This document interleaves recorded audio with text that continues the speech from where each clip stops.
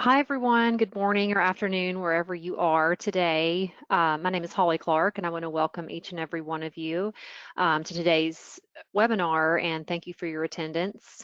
I'm the Manager of Education Partnerships here at the Myers-Briggs Company, and I want to take care of a couple of quick housekeeping items before we jump into our content for today.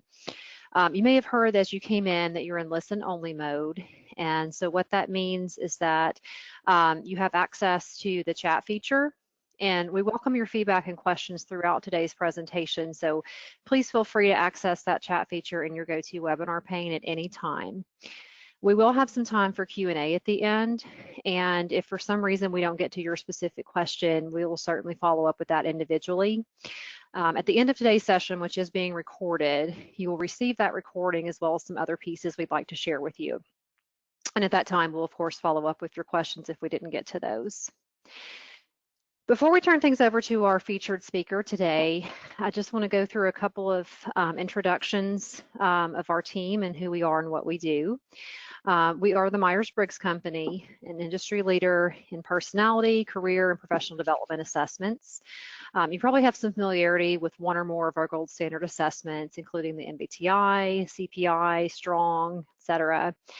I work specifically on a team that works with the VitaNavis platform, which was designed to meet student success initiatives by empowering students to make informed decisions about their futures, as well as increase current engagement with wherever they are in their academic tenure, whether that's as an elementary, middle school, high school, post-secondary, or an adult learner.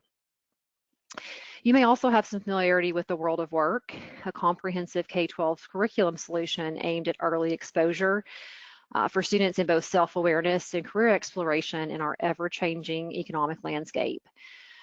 Through that partnership, we've also formed partnerships with schools, districts, states, and organizations like Oakland USD to not only further bolster student success efforts, but also open access to a virtual delivery model, namely in recent times. In the case of Oakland USD, our team, in conjunction with Cajon Valley USD and World of Work Chief Innovation Officer Ed Hidalgo, we've worked to provide not only continuity, but also open new doors for CTE teachers and district leaders to provide their students with education and experiences. In the last month, our teams have worked together to roll this out as quickly and seamlessly as possible. Today, you're going to hear from Daniel Spinka, Oakland USD's district CTE coach, regarding their process, implementations, and learnings in serving their students. Daniel has worked not only to further cement his role as a leader in his own district, but he's also emerged as a leader in the virtual CTE space across the country. So without further ado, I'd like to introduce and turn things over to Mr. Daniel Spinka. Hello, everybody. Thank you, Holly, so much for the kind words, and thank you all for attending the webinar this morning and coming to learn a little bit about a process that we've all been thrown into in recent times. As Holly said, I'm coming from Oakland Unified School District. I've been in the district for about 15 years. Started off as a classroom teacher. Was a director of one of our career partnership academies, and a few years ago I moved into the central office where I support teachers, administrators, and other district staff in building out high quality pathways. And as I dive into our presentation, you'll get a chance to see why it's so important for us to have strong career technical education pathways. So before I do that, I want to dive into a little snapshot of what our district looks like. Anytime I attend a webinar or a conference workshop, I really like to get an overall understanding of the circumstances that folks are working in, so I can kind of make connections on how that would look for my district and my students and my teachers. So I just have a few quick data slides that I'd like to show. First one is just overall enrollment for our district. So we have almost 36,000 students enrolled in the district.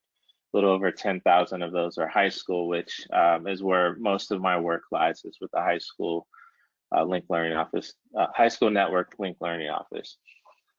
We do have a little bit of a smaller middle school network for a variety of reasons I won't get into today. And so our next slide is just the ethnicity and the diversity of our school district. So Oakland is known throughout California and other places as a very diverse and progressive area, and it's represented in our data. We have just an extremely diverse mix of students that bring so many different assets and also a lot of different needs for learning. So we also serve a reasonable amount of special education students. So, you know, as I dive into the career technical education and the pathways, our special education population is represented in those fields as well, pretty consistently with our school data. What we do see in some cases is, you know, a little bit higher populations in certain programs than others, and we're working on kind of leveling that out so that there's plenty of access across industries. We also serve a lot of students who have social economic needs. You know, Oakland is kind of has historically been known for like a working class city in the Bay Area. It's been the affordable comparable city to San Francisco. So it's very common for folks to live in Oakland and work in San Francisco, where they can just take a short train ride over to the city. And we take a lot of pride in some of those legacies of being really blue collar, working class, and diverse. It's kind of what really builds the amazingness of Oakland, California. So about 4 or 5 years ago, though, you know, we finally took a stance to really start addressing equity gaps in our district. For those of us that were working at site levels, it had been something that had frustrated us, for me, several number of years, and for a lot of my colleagues, several decades. And it wasn't something that was exclusive to Oakland. Like, we've seen it across the United States. We've seen equity gaps. We've seen certain populations of students having lots of access and being really successful in school. And we've seen other populations of students who haven't had very much access at all and have really struggled to get the resources that they need to be successful. So we finally took a stance, and our strategic action was programs like the one that I was directing at the time, which was our linked learning pathways, had been serving students quite well. Our graduation rate was significantly higher than other places in the district, and especially for students who weren't involved in programs like these at all. So our district put a stake in the ground. We passed the parcel tax to help support the action, and we rolled out you know, a process where over the next few years we basically got every one of our 10th through 12th grade students supported by public high schools into linked learning career pathways. Some of those pathways were already existing and had been around for a number of years, and some of the pathways needed to be developed because, you know, we were scaling something that not a whole lot of places have scaled previously. So, you know, this is one of the results of that work. You know, I have a lot of other data, but I know, you know, the first one that people tend to ask is about graduation. So when that shift started to happen, we were only at around just under 64% graduation rate. And what we were seeing in the kids at that point that were in those career pathways was closer to an 85% graduation rate. And it was also reflected that the students, like African American males or special ed students, were also at those higher rates. It wasn't one population of students doing really well. So as we rolled out implementation, we saw our graduation rate growth really take tooth. And the other thing I want to point out is this is a cohort graduation rate. So we all know that sometimes graduation rates can be a little tricky, but these are kids that were captured within those 4-year span. So we saw quite an increase over those years, and we've kind of hit a point where we know it really comes. We've exposed, and now we really need to make them super high quality, and that's where my work lies, is really working with administrators, working with CTE teachers and pathway teachers, and district personnel to demonstrate what that quality looks like and help implement it. So why this platform? Why this partnership? Why VidaNavis? This COVID-19, I think, struck many of us, and I would even beg to say all of us, quite a bit. Even some really well-known scientists that we're seeing on the news right now. I think everybody worried about a pandemic like this, but I don't think any of us really could conceptualize how impactful it could be. And so we weren't prepared. Our CTE classes tended to be hands-on. Our online, like Google Classroom, were used for supplementing learning, like having a demonstration video that kids could go back to, or having some materials on the web. If a student missed a couple of days of school, they could catch up.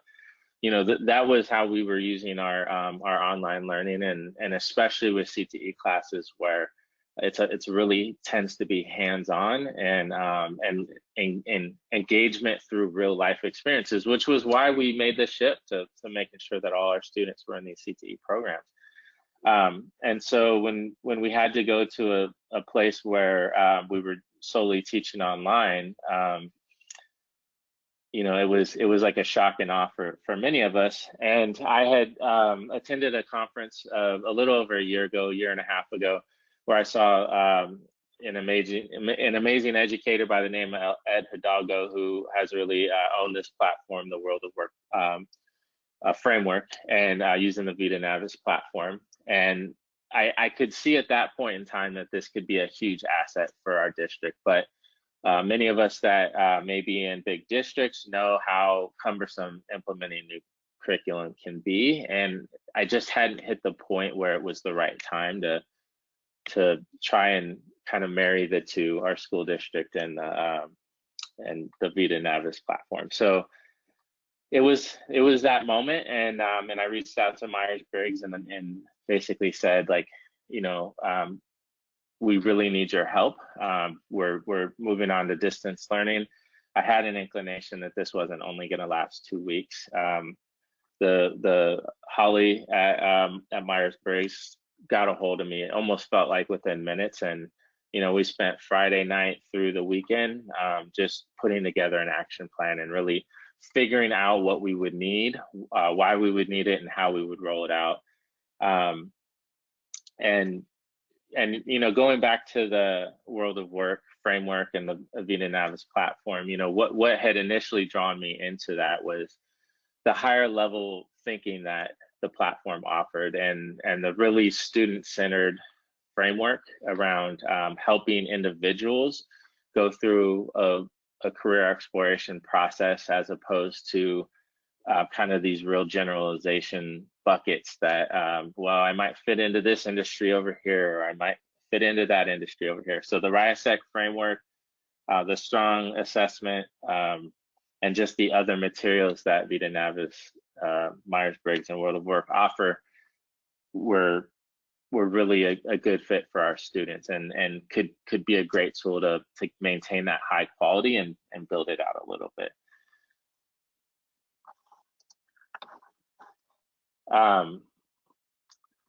The other thing, the potential that I saw in this, that I'm starting to see happen within our district, is as we develop this strategic action to get all these kids in these amazing CTE programs and have this linked learning among their CTE classes and their academic classes, students were still making the same choices to move to high schools as they were 5 years ago. So we were improving the quality experience that they had once they got to high school, but we weren't doing a very good job in informing the students before that, and so that they were looking at a high school and saying, I really want to be a graphic designer. And this high school has an amazing graphic design program, and I want to go to that. They were still choosing high schools, and they, you know, in a way, my brother went to this high school, or all my friends are choosing that high school. It was really uninformed and limited the impact that the student could have when they transferred into that high school. So with the VitaNavis platform and the opportunity to start using some of these curriculum resources ahead of time in the middle school and even down into possibly 5th grade, or before that, students can start having those conversations with their families. They can start having those conversations with their teachers, and start going through the self-exploration process of who am I and what am I going to do with my life. And so when they get to high school and there's all these amazing authentic experiences for them in high school, they can really make a choice on, I want to be a graphic designer, and I have the skills and I have the passion for this that's going to make me a great designer, and I'm going to go to this program and I'm going to get so engaged and have so many great experiences. And what I may find out in that process is that it wasn't the right path for me, but I also figured it out before I was out of high school, and I have the opportunity to start to shift my vision to something that is right for me. Or, you know, I was just born this way, and I know it's gonna, you know, I persevered and I became this successful graphic designer.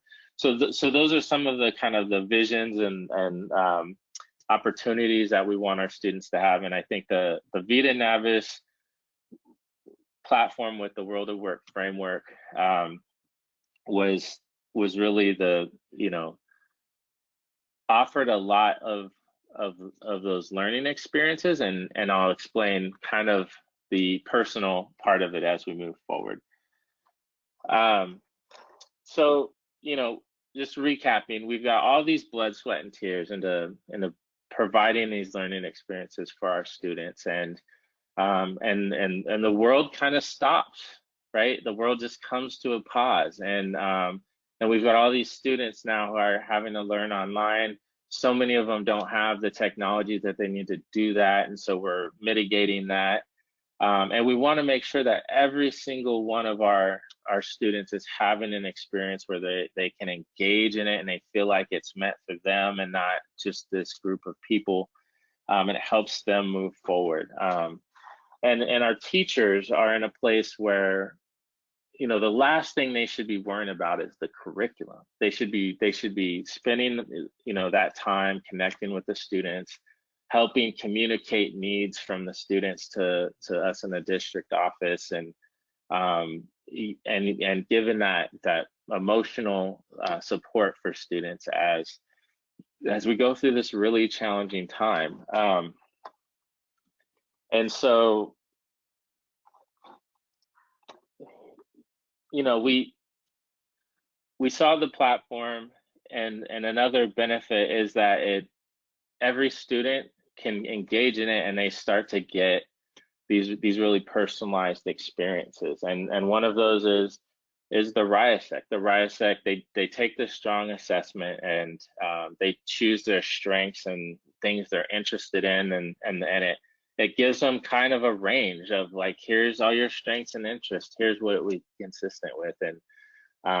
And it doesn't say you're fit for this one job. It says, here's this range of where all your strengths are and what might be a good idea to explore. And if you don't like that, here's other careers that you can pursue that may not even align with those strengths. You know, sometimes we get our strengths back and we're like, that's not me. And the RISEC, or the platform, really offers a way for students to continue to pursue things that they really love and they want to do.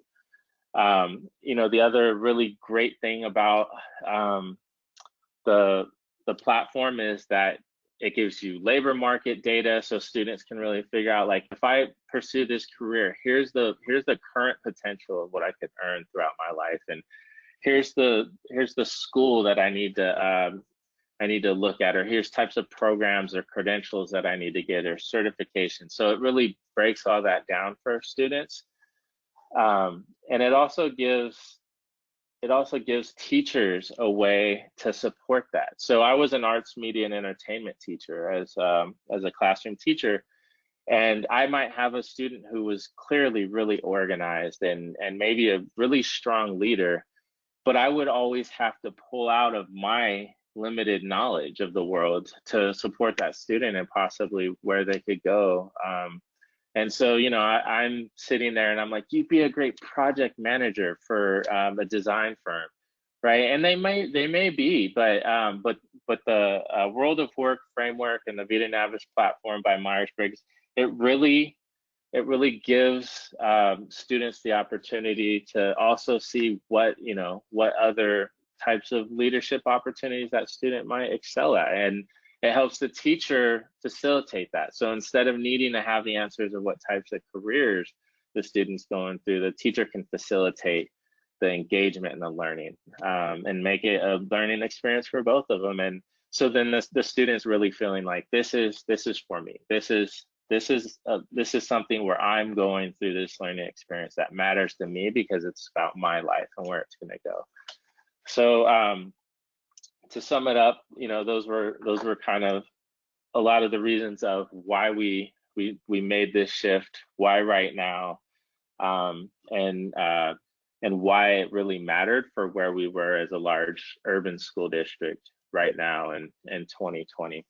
Again, I just want to touch on the holistic approach that the platform has for students. And I didn't go a lot into the data, but if you're at a place in your district where you're managing Perkins money or other CTE related funding sources, and you really need to be able to collect data to inform, what kind of industries you're investing in for your students to have CTE exposure to, or, or what kind of recruitment you're trying to do for the workforce to bring into the classroom to teach and engage your students, that data really matters. And so all those assessments that the students do, we can collect that data and really help inform our decision making that we do as a district and as teachers and as schools.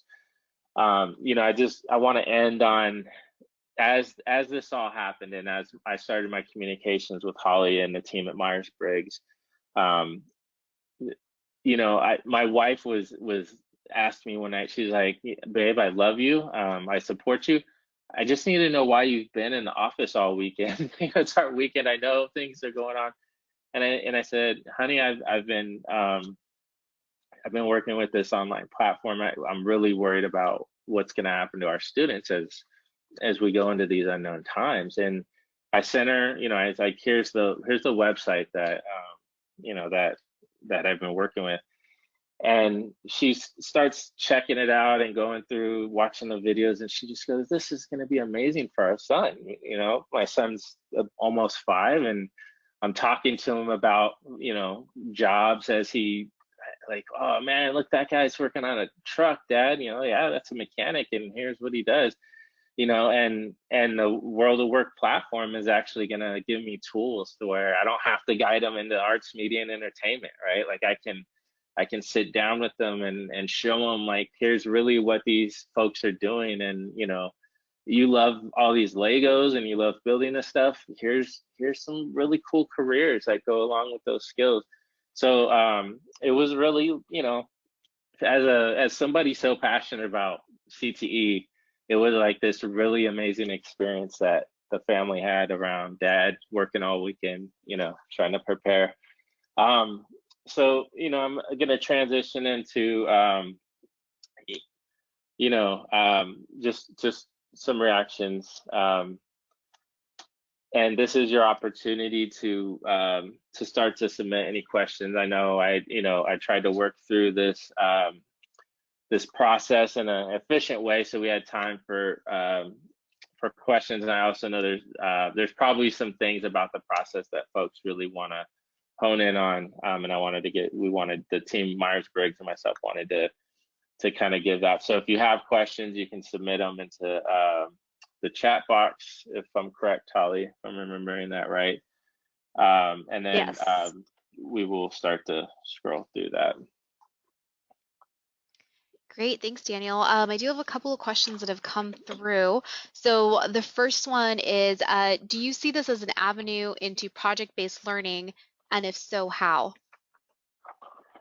That's a great question. I'm actually really glad that you asked that question. So PBL is something that we've also invested in our district to help improve that quality component of the CTE. So we've done a couple of the last few summers. We actually do a whole week of really intense professional development around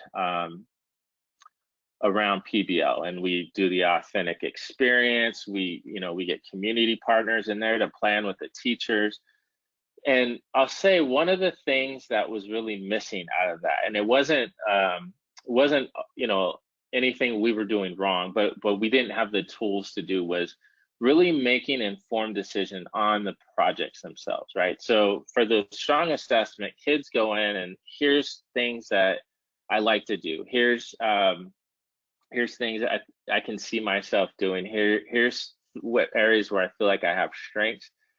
And then it actually breaks all that data up and makes meaning of it. And what it can tell a teacher is, hey, you've got a third of your class who are really amazing helpers, right? I think that's the correct term for the RISEC, is helpers.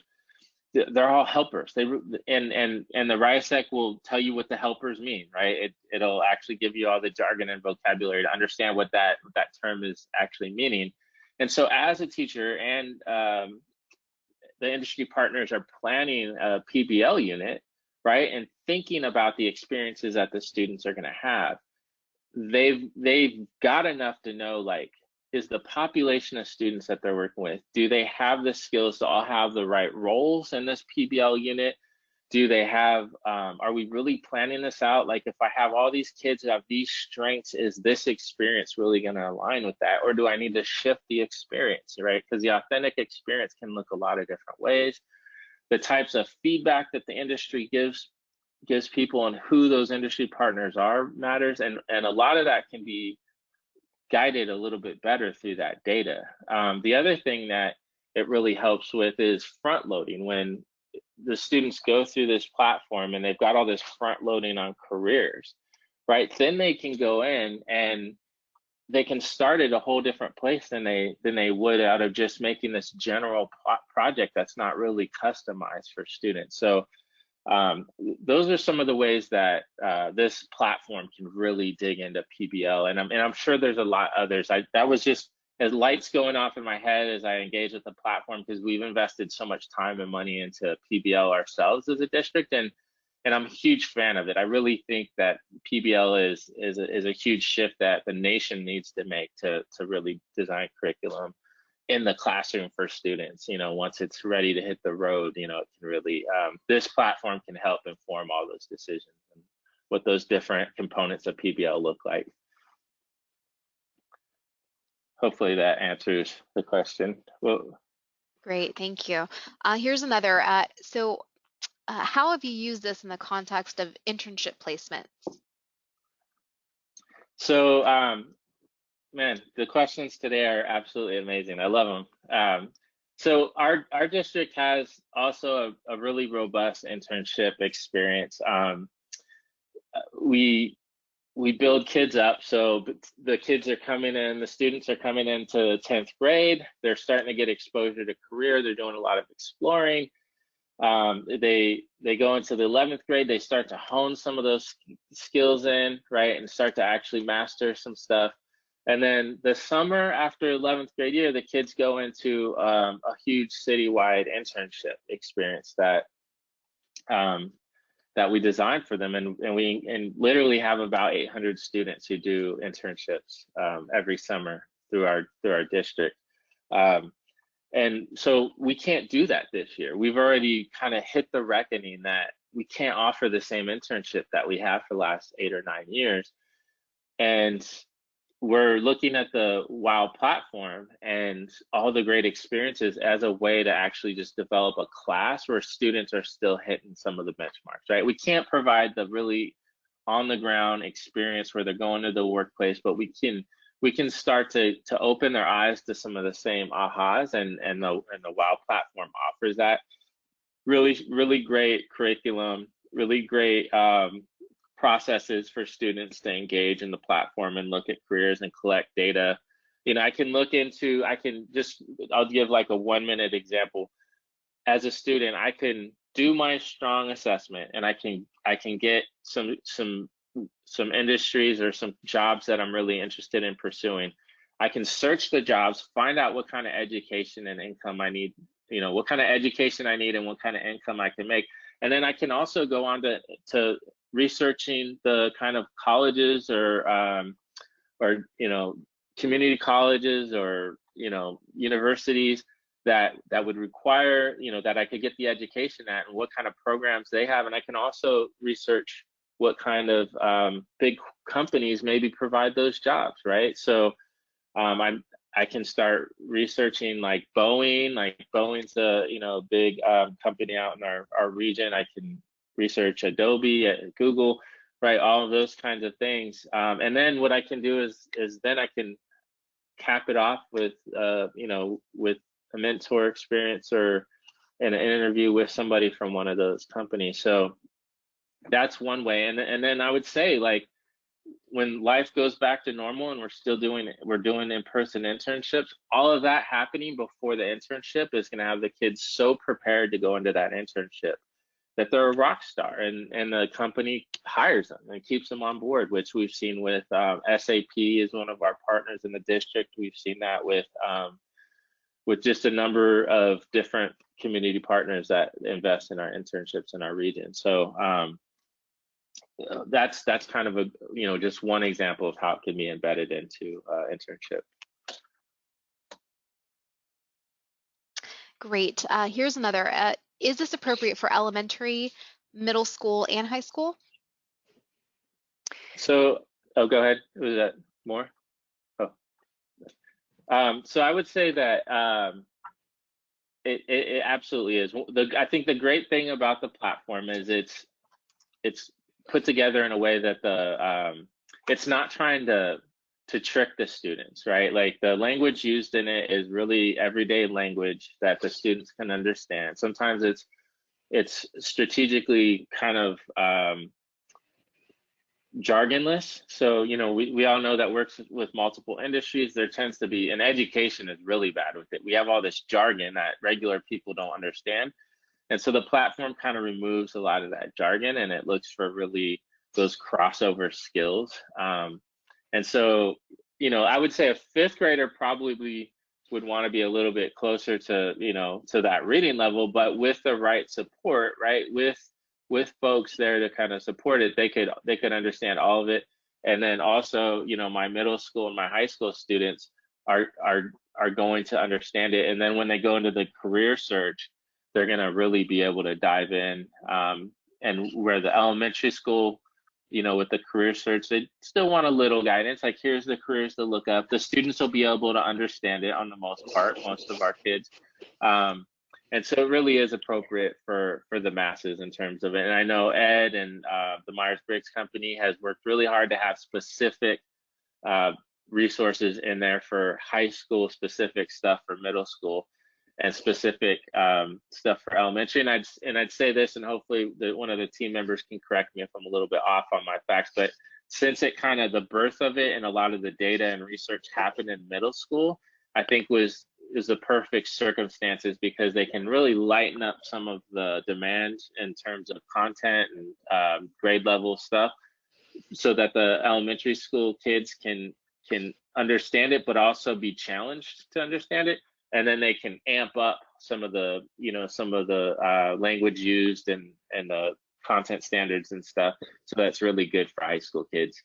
So that's just kind of my view of it and why it's really a good platform for the masses. And Daniel, thank you for that. If I can just piggyback on that a little bit, and you're exactly right. The platform itself, we typically start with students who are in the 6th grade. However, the platform is available to all levels in terms of staff and community and that piece. And then just like we talked about with our partnership with the World of Work, that comprehensive K-12 curriculum is appropriate for all levels.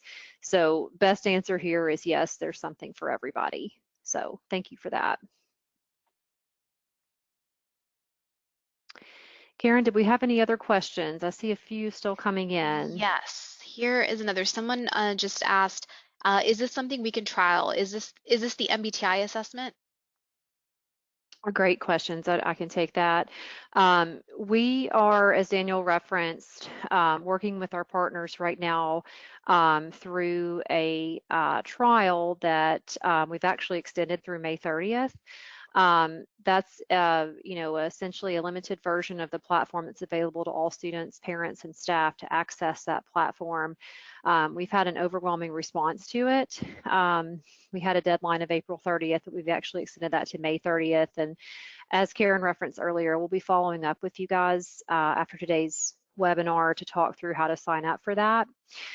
It's not the MBTI assessment. The platform itself has the capability to hold a multitude of assessments. What unlocks the platform, and you've heard Daniel reference it several times today, is a super strong assessment. It is a rapid but just as robust version of the strong interest inventory that is more student facing. It's appropriate for that 6th grade level and beyond. And we can talk through the other capabilities of the platform in terms of the assessments that are on there. So the purpose really is to help students with that self-exploration and that career exploration piece, and really just the awareness of making informed decisions and having that increased engagement.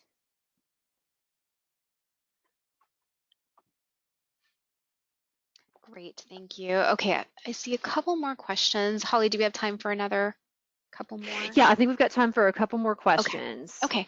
Sure. So here's another, and I know Daniel touched on this already a bit, but I did still want to ask it. At what grade levels is the WOW framework implemented? A great question. And Daniel, feel free to tag in on this.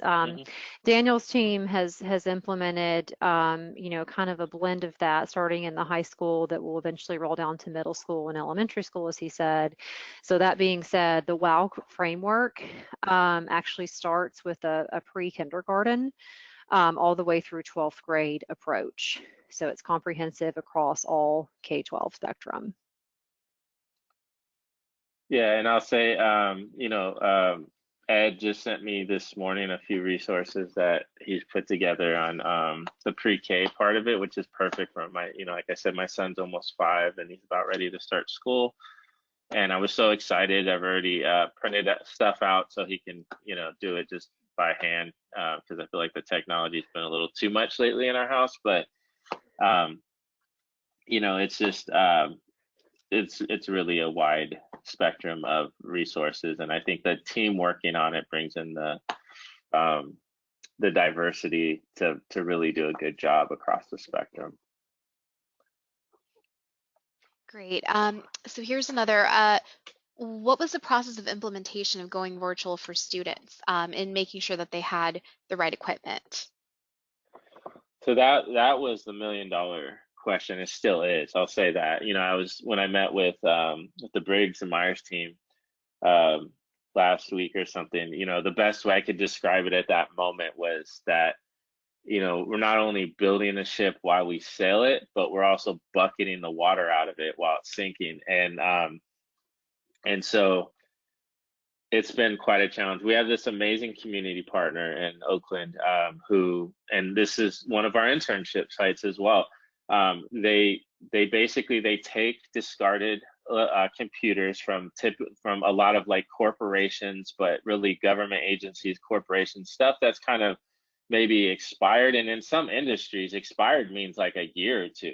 Like I have a partnership with a big corporation, and every time I go to visit them, they have the brand new Macs and all that stuff because all the work that they do, they really need the most out of those tools.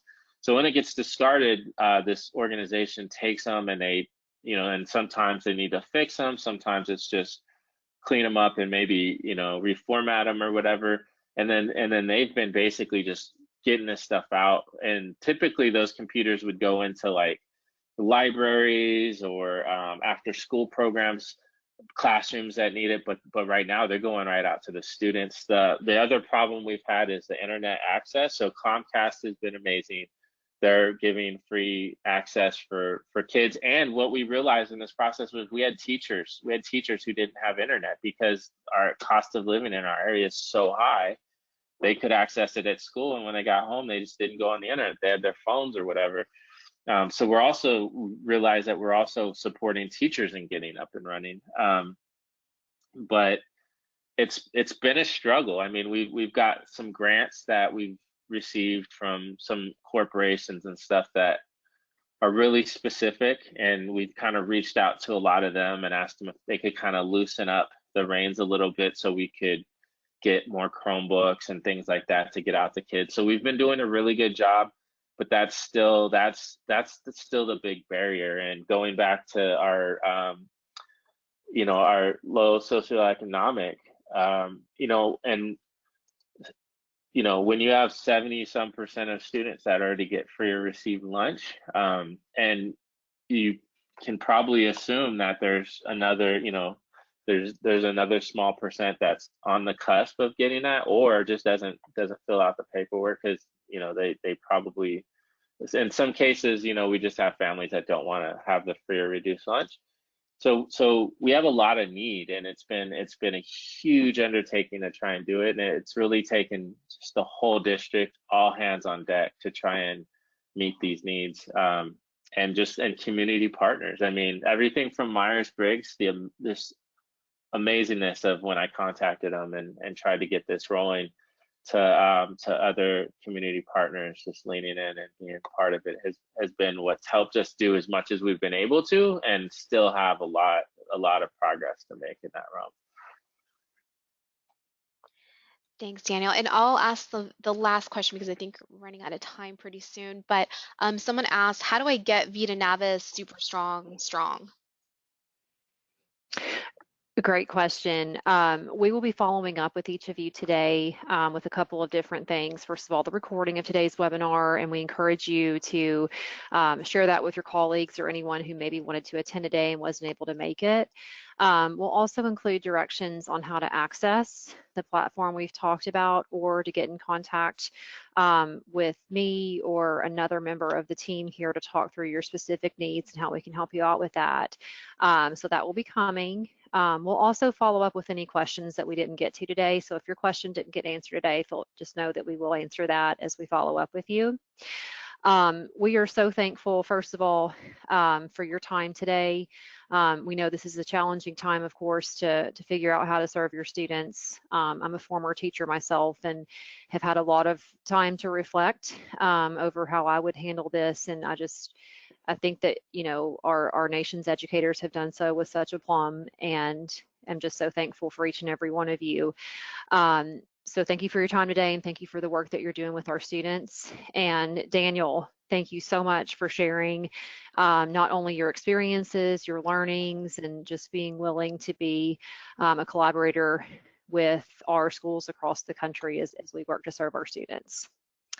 So we thank you all so much, and we hope each of you have a wonderful day, and we look forward to connecting with you. Thanks, everybody.